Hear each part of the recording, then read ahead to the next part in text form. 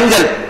இதுக்கு பின்னால என்னென்ன நவீனம் வந்தாலும் சரி, துனியா எப்படி பிறந்தாலும் சரி, வானங்கள் கீழே இறங்கினாலும் சரி, பூமி மேல வந்து துனியா அப்படி பிறந்து போனாலும் சரி, கியாமத் வரை வரக்கூடிய ஒவ்வொரு பெண்களுடைய வாழ்க்கையுடைய முழு முன்மாதிரியான வாழ்க்கையை அல்லாஹ் சுப்ஹானஹு வ தஆலா அந்த சஹாபியாக்கள், அந்த சஹாபி பெண்மணிகள் ரலியல்லாஹு அன்ஹுன்ன அவர்களுடைய வாழ்க்கையில வச்சிருக்கிறார்.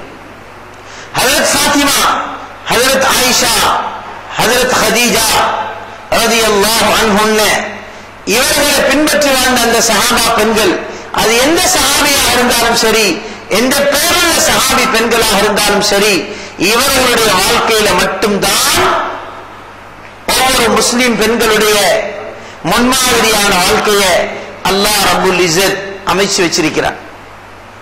இந்த நவீன காலத்துல ஒரு பெண் வந்து சொல்றா, இது இப்படி இல்ல அப்படி செய்யுங்க, இல்ல அப்படி இல்ல இப்படி செய்யுங்க, காலம் போற போக்குல தான் போகணும், துனியா போற போக்குல தான் போகணும், அதுக்கு இஸ்லாம் அனுமதி அளிச்சிருக்குது, இஸ்லாம் அதை அக்செப்ட் பண்ணிருக்குது, வரவேற்குது, ஏற்றுக்கொள்ளுது அப்படின்னு சொல்லி எங்கட தலைய குழப்ப பார்த்தாலும் நாங்க சொல்ல வேண்டியதுதான், எல்லாம் சரிதான், நீங்க உங்களோட போக்குல போய்த்துக் கொண்டீங்க, இல்லாட்டி நீங்களும் சேர்ந்து எங்கட போக்குக்கு வாங்க. குர்ஆன் எங்களுக்கு ரூட் அமைச்சு தந்திருக்குது, ஹதீஸ் எங்களுக்கு ரூட் அமைச்சு தந்திருக்குது. துனியா எந்த போக்கில போனாலும் சரி, எங்களுக்கு சஹாபா பெண்கள் ஒரு அழகான வாழ்க்கையை வாழ்ந்து காட்டிட்டு பேசிருக்கிறாங்க. இவங்களோட வாழ்க்கையை அல்லாஹ் அக்செப்ட் பண்ணதாக அவருடைய அல் குர்ஆன்ல சொல்றார். ரலியல்லாஹு அன்ஹும் வ ரது அன்ஹு. அந்த சஹாபாக்களுடைய வாழ்க்கை அதுல ஆம்பளை ஒன்பதை நல்லா பிரிச்சு வேற சொல்லல, வெனஸ் பண்ணி அல்லாஹ் சொல்லல. அங்க ஆண்களை மெயினாக வச்சு சொன்னாலும் அன்ஹும் என்ற வார்த்தை சொல்லப்பட்டாலும் அதுக்குள்ள சஹாபா பெண்களுடைய வாழ்க்கையும் உள்ளடக்கப்பட்டு இருக்கின்றது. அல்லாஹ் சொல்றான், நாங்க அவர்களை பொருந்திக் கொண்டோம், அல்லாஹ் அவர்களை பொருந்திக் கொண்டான். ரலியல்லாஹு அன்ஹும், அல்லாஹு தஆலா அவர்களை பொருந்திக் கொண்டான், கபூல் செய்து விட்டான். அது மாத்திரமில்ல, வரது அன்ஹு, அல்லாஹ்வை அந்த மக்களும் பொருந்திக் கொண்டார்கள். எனவே அந்த காலத்துடைய வாழ்க்கை நபி ஸல்லல்லாஹு அலைஹி வஸல்லம் மிக தெளிவாக சொன்னார்கள் ஹதீஸ்ல, கைருல் குரூனி கர்னி சும்மல்லதீன யலூனஹும் சும்மல்லதீன யலூனஹும். காலங்களில் சிறந்த காலம், நூற்றாண்டுகளில் சிறந்த நூற்றாண்டு, செஞ்சுரியில் சிறந்த செஞ்சுரி என்னுடைய செஞ்சுரின்னு சொன்னாங்க நபி. அவங்க நபியுடைய காலத்தை பொற்காலம், நபி அவங்க கோல்டு டைம் சொன்னாங்க, சிறந்த நேரம், சிறந்த காலம், தங்கத்தோட பெருமதியான காலம் நபியுடைய காலம். அந்த காலத்துல துனியாவில் எந்த நவீனம் இருந்தது, என்ன நியூ ஸ்டைல் இருந்தது, என்ன நியூ மாடல் இருந்தது, என்ன நியூ ஃபேஷன் இருந்தது, ஒன்றுமில்லை. இன்னைக்கு நாங்க காணக்கூடிய, நாங்க பாவிக்கக்கூடிய, நாங்க அனுபவிக்கக்கூடிய ஒன்றுமே இல்லை.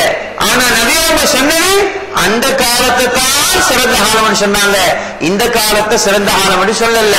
நபிக்கு முன்பின் அறிவுகள் சில விஷயங்கள்ல கொடுக்கப்பட்டிருக்கு. நபிக்கு இல்முல் கைப் இல்ல, மறைவான அறிவு பூர்த்தியாக கொடுக்கப்படல, அது அல்லாஹ்வுக்கு மட்டும்தான் சொந்தம். உலகத்தில் எந்த படைப்புகளுக்கும் கொடுக்கப்படல. ஆனாலும் பின்னால் நடக்க போற சில விஷயங்களை அல்லாஹ் தஆலா நபி ஸல்லல்லாஹு அலைஹி வஸல்லம் அவர்களுக்கு சொல்லிக் கொடுத்தார். அது மட்டும் நபிக்கு தெரியும், அதை சொல்லுவாங்க.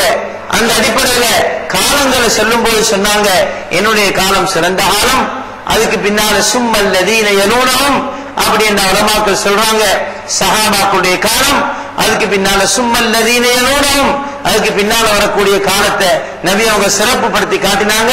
அது தாபிஊன்கள், அத்பஉ தாபிஈன்கள். நாங்க நேரத்தோட சொன்னமே, அந்த ஃபுகஹாக்கள், அந்த முஹத்திஸூன்கள், அந்த நல்லடியார்கள், குத்துபுமார்கள், ஷேகமார்கள் வாழ்ந்த காலம், இந்த மூணு காலத்தையும் நபி ஸல்லல்லாஹு அலைஹி வஸல்லம் சிறந்த காலம் என்று டச் பண்ணியிருக்கிறாங்க. கைர் என்ற அந்த வேர்டோட, நலவு சிறப்பு என்ற அந்த வேர்டோட நபி அவங்க டச் பண்ணி சொன்ன காலம் இந்த மூணு காலம் தான். ஒன்று நபியுடைய காலம், அதுக்கு பின்னால வந்த சஹாபாக்குடைய காலம், அதுக்கு பின்னால வந்த தாபிஊன்கள், தபஉ தாபிஈன்களுடைய காலம். எனவே இந்த மூணு காலத்திலையும் இஸ்லாம் எப்படி பாதுகாக்கப்பட்டதோ, இந்த 3 காலத்திலையும் வேர்ல்டுல முஸ்லீம்கள் எப்படி வாழ்ந்தாங்களோ, அது ஆணோ பெண்ணோ, அது படிச்சவரோ படிக்காதவரோ, பணக்காரோ ஏழையோ, தாராளம் சரி, இந்த 3 காலத்திலையும் உலகத்துல முஸ்லீம்கள் எப்படி வாழ்ந்தாங்களோ அந்த காலத்துடைய ரூட், அந்த காலத்துடைய வழி இந்த காலத்திலையும் ஃபாலோ பண்ணப்படுமாக இருந்தால், அது ஏற்றுக்கொள்ளப்பட்டு செயல்படுத்தப்படுமாக இருந்தால் இன்ஷா அல்லாஹ் அந்த கூட்டத்தோட எங்களை போய்த்து சேரலும், நபியோட போய்த்து சேரலும், சஹாபாக்களோட போய்த்து சேரலும், அதுக்கு பின்னால போன தாபியூன்கள், அத்பவு தாபீன்கள், குத்துபுமார்கள், ஷேகுமார்கள், வலிமார்கள், நல்லவர்கள் போன அந்த ரூட் நல்ல ரூட். அதில் நாங்கள் போய்த்து கொண்டு இப்ப வந்தா இன்ஷா அல்லாஹ் அவங்களோட போய்த்து சேரலும். அதுக்கு என்ன தலீல், என்ன ஆதாரம் வந்தா, அதுக்கு நபி அலைஹிஸ்ஸலாத்து வஸ்ஸலாம் சொன்னாங்க, மன் தஷப்பஹ பிகௌமின் ஃபஹுவ மின்ஹும் வஃபீ ரிவாயத்தின் உக்ரா ஹுஷிர மஅஹும் அவ் கமா قال அலைஹிஸ்ஸலாத்து வஸ்ஸலாம். யாரு எந்த கூட்டத்தை ஃபாலோ பண்ணி போறாங்களோ, யாருக்கு ஒத்த மாதிரி, யாருடைய சேஃப்ல உலகத்துல வாழ்றாங்களோ அந்த சேஃபுக்கு தான் அவங்களோட தான் அவங்க இருப்பாங்க. அல்லது வேறொரு அறிவிப்புல வந்திருக்குது, அந்த கூட்டத்தோடு தான் அவர்கள் கியாமத்துடைய நாளையில் ஒன்று சேர்த்து எழுப்பப்படுவார்கள். எனவே நாங்க இந்த ஜமான்ல, இந்த காலத்துல, இது மிலேனியம் சொல்றோம், மிலேனியத்துக்கு பின்னால் நாங்க வாழ்ந்து கொண்டிருக்கிறோம். இந்த காலத்தில் வாழ்ந்து கொண்டிருக்கூடிய நாங்க பார்க்கணும், அந்த காலத்தில் உள்ள மக்களோட வாழ்க்கையில என்ன இருந்தது, அவனுடைய ஸ்பெஷல் அமல் என்ன, அவனுடைய ஸ்பெஷல் லைஃப் என்ன, அவனோட வாழ்க்கை எப்படி இருந்தது, எதை வச்சு நபி அவங்க சொன்னாங்க, அதுல ஹைர் இருக்குன்னு சொன்னாங்க என்று நாங்க ஒவ்வொருத்தரும் திங்க் பண்ணி பார்க்கணும், யோசனை பண்ணி பார்க்கணும். பார்த்தது மட்டும் போலாம், அதை விளங்கினா மட்டும் போலாம், அதை எங்களை பிராக்டிக்கல் லைஃப்ல கொண்டு வரணும். எங்களோட சொந்த வாழ்க்கையில அது எல்லாத்தையும் அப்படி நாங்க முடியுமான அளவுல கம்ப்ளீட்டாக நாங்க ஃபாலோ பண்ண ரெடி ஆகணும். அது 100% எங்களுக்கு முடியலண்டா முடியுமான அளவு மெஜாரிட்டி அதிகமாக நாங்க அந்த லைஃபை ஃபாலோ பண்ணி கொண்டு துனியால வாழணும். துனியா எப்படியும் போகட்டும், அது எங்களுக்கு வேலை இல்லை. நவீன யுகம், நவீன உலகம், நவீன துனியான்னு பேர் வைக்கப்பட்டிருக்குது. அது சரியான பேர் தான் வைக்கப்பட்டிருக்குது, அதுல எந்த ரோங்கும் இல்லை, அது ரைட்டான பேர் தான். நவீனமா ஒரு ஜமான்ல, ஒரு காலத்துல, ஒரு அமைப்புல வர சொல்ல அது புதுசு தானே. அந்த துனியாவுக்கு புதுசு பேர் வச்சதுக்கு பிரச்சனை இல்லை, அது சரி. ஆனா நாங்க புதுசா வாழையலாம். எங்களுக்கு நியூ ஸ்டைல், எங்களுக்கு நியூ ஃபேஷன், எங்களுக்கு நியூ மாடல் லைஃப் வந்து துனியாவுல இல்ல. அப்படி யாரெல்லாம் போராடும் ரெடி ஆகிறாங்களோ அவங்க போயிட்டு சேரக்கூடிய இடம் ஹெல், அது நரகமாகத்தான் நிற்கும். அவனுக்கும் பரடைஸுக்கும் எந்த சம்பந்தம் இருக்காது, அவனுக்கும் சொர்க்கத்துக்கும் எந்த சம்பந்தம் இருக்காது. ஏனென்றால் குர்ஆன் பழசு, நபியுடைய லைஃப் பழசு, சஹாபாவுடைய வாழ்க்கை பழசு. அந்த லைஃபை ஃபாலோ பண்ணணும். ஆனா துனியாவை நாங்க அட்டாக் பண்றோம் இல்ல. துனியாவில் உள்ள நவீன சாதனங்களை, நவீன முறைகளை நாங்க அட்டாக் பண்ண வேண்டிய அவசியம் இல்லை. அதை தட்டி கழிச்சு, அதை ஒதுக்கி, அதை தூரமாக்கி, துனியாவில் உள்ள படிப்புகளை, துனியாவில் உள்ள ஜப்புகளை, துனியாவில் உள்ள வேலைவெட்டிகளை, துனியாவில் உள்ள ஏதோ அமைப்புகளை, சிஸ்டத்தை நாங்க மாற்ற போக தேவையில்லை. ஆனா என்ன சிஸ்டம் வந்தாலும் சரி, என்ன ஸ்டைல் வந்தாலும் சரி, என்ன மாடல் புதுசு புதுசாக துனியால அவுட் ஆகினாலும் வெளியாகினாலும் சரி, நாங்க பார்க்கணும் இதெல்லாம் ஏண்ட இஸ்லாத்துக்கு சேஃப் ஆயிக்குதா, ஏண்ட இஸ்லாத்துக்கு டிஸ்டர்ப் ஆயிக்குதா, அல்லாஹ்வுடைய ஆர்டருக்கு, நபியுடைய லைஃபுக்கு, சஹாபாக்களுடைய லைஃபுக்கு, தாபீன்கள், தபா தாபீன்கள், குதுபுமார்கள், ஷேகுமார்கள் போன ரூட்டுக்கு இதெல்லாம் சப்போர்ட் ஆயிக்குதா, இல்ல இதெல்லாம் டிஸ்டர்ப் ஆயிக்குதா? சப்போர்ட் ஆயிக்குது, மாஷா அல்லாஹ், நல்லதுதான், அதை நாங்க எடுத்துக்கொள்ள வேண்டியதுதான். ஆனா எங்கட தீன்ல, எங்கட இஸ்லாத்துல நாங்க ஒன்னே விட்டு கொடுக்க மாட்டோம், ஒன்னே விட்டு கொடுக்கல.